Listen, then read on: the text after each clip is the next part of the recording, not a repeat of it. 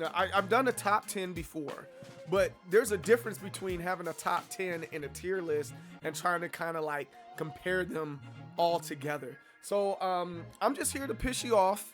Some things I might do on purpose, some things I might not.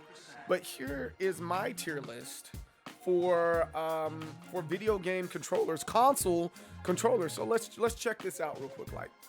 Let's check this out. All right, so I believe it has everything up here. So let's start with our, I guess you can say, our middle ground. B is middle ground, right? And the things that I would say are middle ground are the Sega controller and the Super Nintendo. They're classic controllers. They're lovely. They're gorgeous.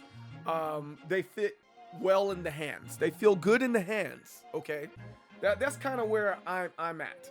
Okay. Oh, I feel you, Acid. I feel you, Acid. So I think that's a good start. Following that, we're gonna have to say what are bad ones. Boom. It is what it is. The Nintendo 64 controller was awful. Let's be real. It was not. It just wasn't a good controller. It is what it is. And then an excellent controller, S-class controller, we can say is the PlayStation 4 controller. It's almost perfection. Yo, what's up, Rail? How's it going?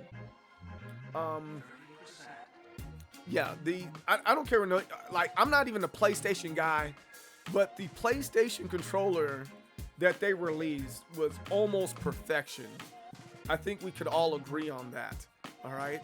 So now, what other controllers compare or come close to being on par with any of these controllers that we have up here? And I've played all these systems before, and with all these systems that I played, I always have my personal favorites, but I have to be real. I have to be a little realistic about this. Okay, so I'm not gonna be a jerkhole about these controllers. I'm trying to be as fair as possible. Okay, so let's start with the Wii controller, not the Wii controller. I'm sorry, the Switch controller. So this one, I think, deserves to be a B. And so hear me out real fast why I'm like, yo, it's a B controller. All right, first off, it's a handheld that turns into a controller, and when you take it off the device itself and make it control, it actually is pretty decent. The problem that I have with it is the D-pad section, they're actual buttons instead of a D-pad. I don't think I like that. I don't think that's good at all. But is it viable? Yeah, it's a very viable controller, and I could use it to wreck shop. All right. So you know what? Yeah, no, it's definitely a B. It's probably a B minus. All right. Let's go to this one. This right here is a phenomenal controller. The Xbox 360 controller. I like the shape of it. It wasn't perfect. I think some of the stuff was a little too close. It was a little too organic feeling, you know. There wasn't structure to it. That's the best way I can say it. But the controller, I think it's a good one. It's one of the better ones. There's a lot of controllers that mimicked it, and a great example of that, and I can put right there next to it, is the Nintendo Pro controller. The Nintendo Switch Pro controller, it's an awesome controller.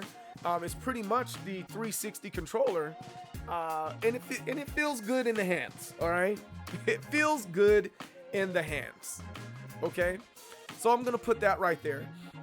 So now let's just do controller.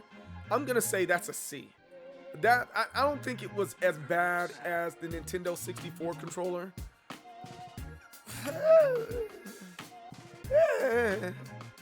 But it still wasn't that great. It wasn't comfortable. It wasn't comfortable at all. But what was it functional? Yeah. That's where I learned how to play Halo. Everybody played first-person shooters on the Nintendo 64. I didn't transition to first-person shooters from the 64 going to the PlayStation 2 where they had Medal of Honor and stuff like that. I took a break from first-person shooters, and I just jumped right into head first playing Halo, and I learned how to play on that Duke controller right there. So it's not F. It's not F, but yeah. Oh yeah, Duke controller over the 64. The 64 controller isn't even practical. You can't even hold your hands in one place so you can reach the analog and the D-pad. Let's not play these games today. Let's not play these games today. Now, this is where we get a little controversial. I'm pretty sure you guys are going, but CJ, I hear you guys. I totally understand. But here we go. So this is the second controller that came out. It was smaller. That's B. It wasn't great. It was okay. It still did its thing. It was still a little large. Xbox was still trying to figure it out. We're just gonna have to live with that. But now, I said that to say that the Duke controller was modeled after just look at it. It's pretty much the same thing without the second analog stick, right? The Dreamcast controller. However, the Dreamcast controller, I believe, is a better controller than the Duke. Because you're able to grip it. Even though it's bigger, it's wider, you're able to grip it. You're able to reach the analog without any issues. Then the memory card plugs in there on the top, and you can see what was going on. It was very comfortable. The only problem I had, and the reason why I'm not giving it an A, the cord is at the bottom of the controller instead of the top. I don't know why they did that, but it is what it is. Sega Saturn, I don't care what anybody says, that controller was made very well. Anybody that plays fighting games, right? I'm a fighting game guy. You had all 6 of your buttons right there as the standard controller. That was the standard controller. They learned from the Sega. Hey, we need 6 buttons instead of 3, right? And it needs to be all accessible, right? Boom. Here Sega Saturn comes along with their D-pad. I love their D-pad and their 6-button controller. Almost perfection.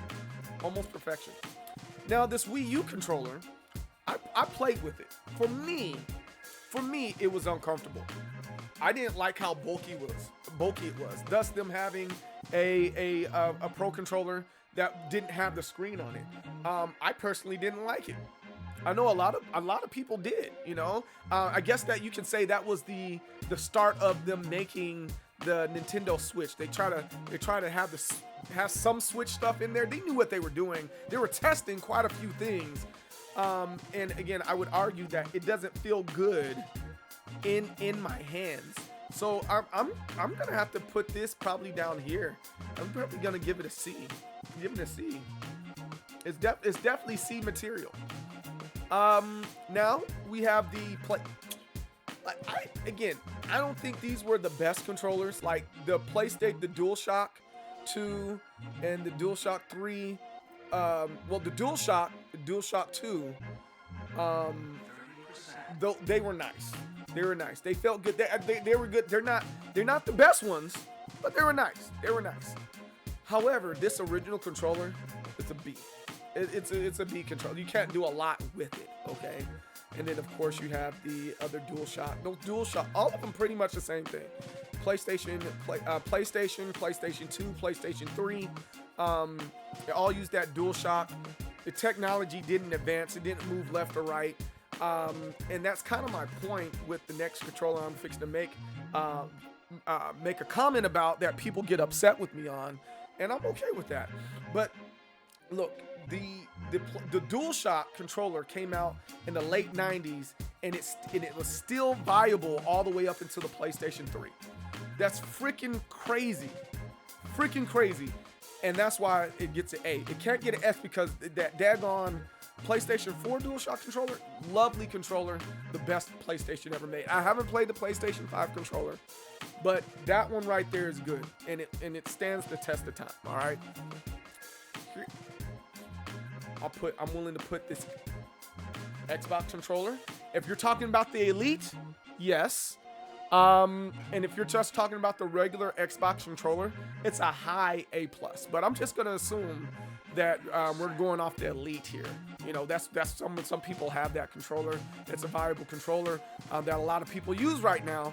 I'm gonna put that right there. The Xbox controller from the Xbox One, again, it's gorgeous, and you know the Pro controller's modeled off of the Xbox style here. It's not modeled off the PlayStation, more so of the Xbox. Really, really good controller. Next one here, fix to piss people off because the last three are Nintendo, right?